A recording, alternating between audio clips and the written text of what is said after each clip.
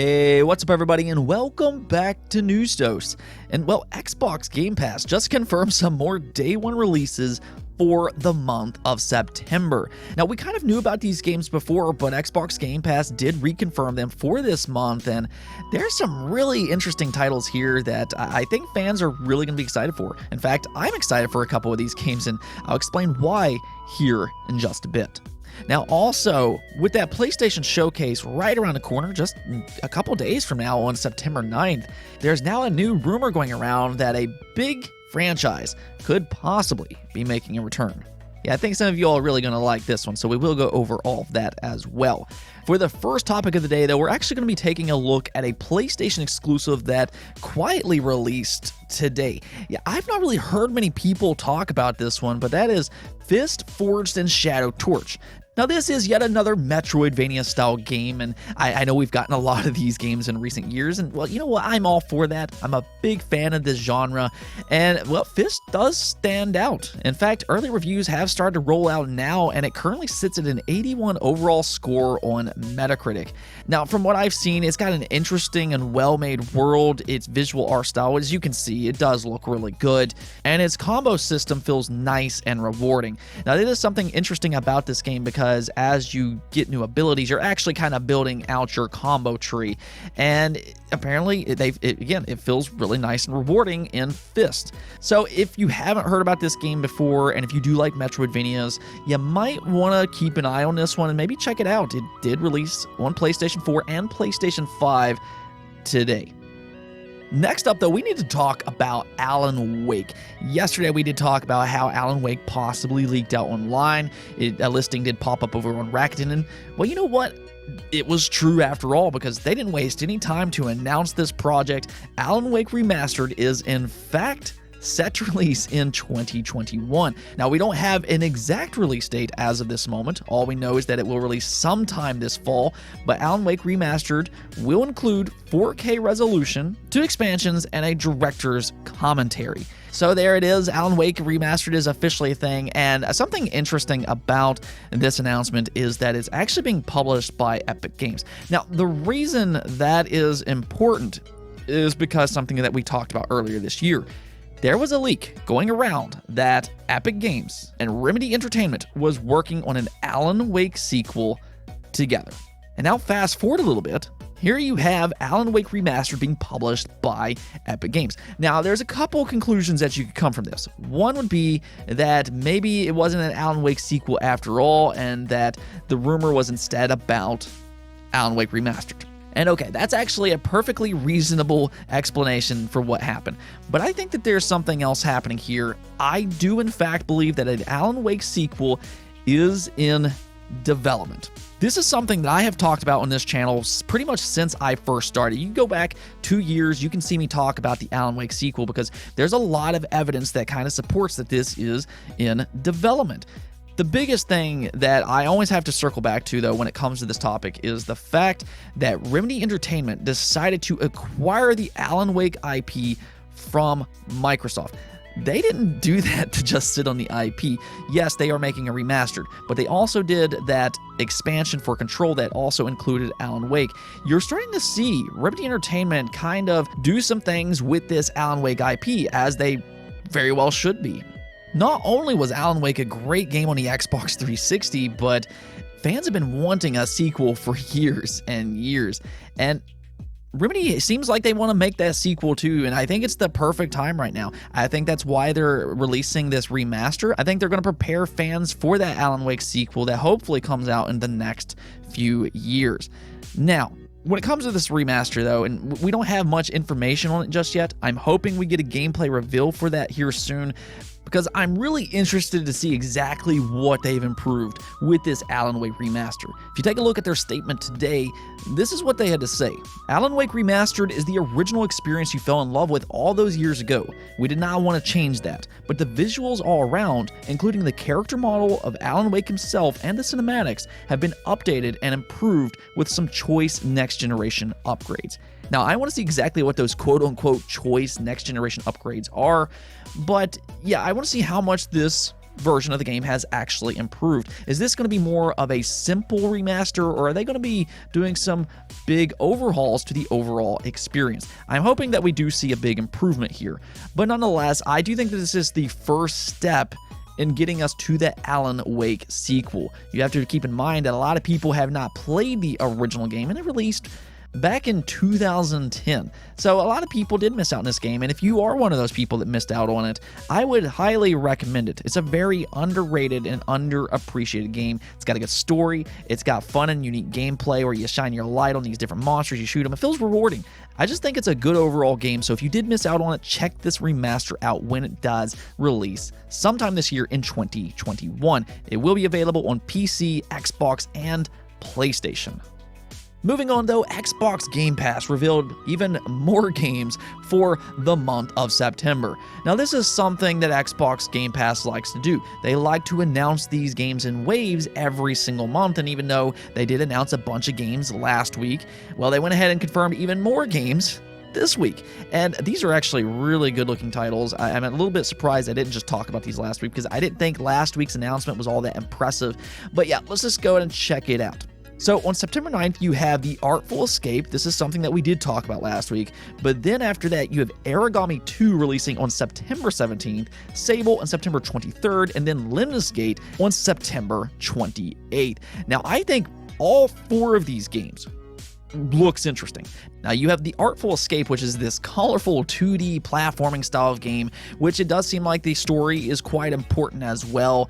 And I don't know how this game is going to turn out per se, but from a visual art style, it's got a lot happening and it definitely stands out. I'm hoping this one turns out well. It is being published by Annapurna, which has a pretty good track record with their games.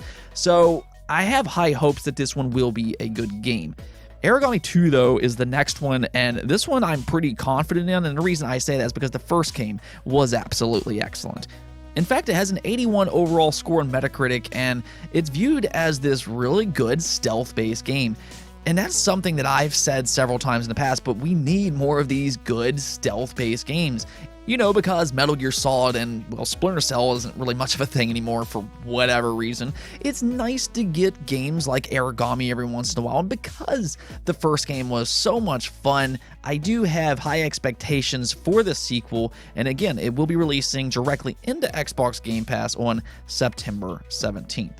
This next one, though, is the one that I'm really interested in, and that is Sable. This game has been showcased several times in the last couple years, and the first thing anybody and everybody notices about this game is just how gorgeous this game looks in motion. It's got such a unique art style to it, and really, I don't think I've seen a game that looks quite like this before, but it really pops off screen, and if it plays anywhere near as good as it looks, this game could end up being one of those indie darlings that releases every year or so. We'll kind of see what happens with this one, but exploration seems to be a heavy emphasis when it comes to this game. They're kind of explaining this as a unique and unforgettable journey where you explore the dunes on your hover bike, you scale monumental ruins, and encounter other nomads as you unearth mysteries long forgotten and discover who she really is behind her mask. So I think it both looks and sounds interesting, and I hope it's as good as it looks. But yeah, I'm excited to check this one out myself when it releases on the 23rd. And really, when you're talking about unique games, I mean, you really have to put Lemnis Gate on that list as well. It will be releasing on the 28th, and I'm not even really sure how to describe this game because I don't completely understand it myself. But with Lemnis Gate, they're saying this is a revolutionary turn-based combat strategy first-person shooter that takes place in a time loop. In fact, they go a little bit further, saying that it includes mind-bending 4D battles as you disrupt the past to change the future. So, I mean, this one sounds unique at the very least, and I mean, this is something that I do love about Xbox Game Pass. Because this game is so unique, it might be a bit of a hard sell, but with Xbox Game Pass, I know I'm going to have to try it out myself and see what I think about it. Based off the gameplay that we're seeing here, it does look fun, so it might be worth checking out. Now, interestingly enough, though, Xbox Game Pass is still trying to hold on to a few more surprises for some more reveals later in this month, because one game that we do know about that we haven't heard about for a while is Astria Ascending. Astria Ascending is planned to release directly into Xbox Game Pass on September 30th. And this is going to be a game that fans of JRPGs is going to want to pay attention to. Astria Ascending is a turn-based JRPG with an intriguing art style that kind of reminds me a little bit of Vanillaware games. They've always had a really attractive art style, and Astria Ascending does seem to be replicating that a bit here. But I think what really has me excited about this game is that it does have some former Final Fantasy people working on this game. In fact, the writer is Kazushige Nojima, which worked on Final Fantasy X and Final Fantasy VII Remake. So this game does have some talent behind it, and I'm hoping this one turns out well. But yeah, I think Xbox Game Pass is shaping up to be a pretty good month after all for the month of September. Let me know in the comments below though on the games that we know about so far. Which one are you most excited for that will be releasing in Xbox Game Pass for the month of September? Next up, though, we need to talk about that PlayStation Showcase again, and speculation for this event just continues to transpire as, it does sound like it's going to be a big event. This is going to be a 40-minute long event from PlayStation, and definitely this does seem like this could be one of the bigger events from PlayStation in quite some time. We did talk about it a little bit yesterday as David Jaffe, he seems to believe that there's going to be some really big announcements here. And now there's a rumor that Infamous, out of all franchises, could possibly make a return here. Now, there's a few different reasons why this particular rumor is taking shape, and one of those being because of the Xbox era co-founder Nick did take to Twitter to say this. Okay, please take this one with a grain of salt because it's one of the things I couldn't get confirmed. But because I like the series, I'm hoping it's true. But there's a chance we could see Infamous make a return as Sony's showcase. Fingers crossed.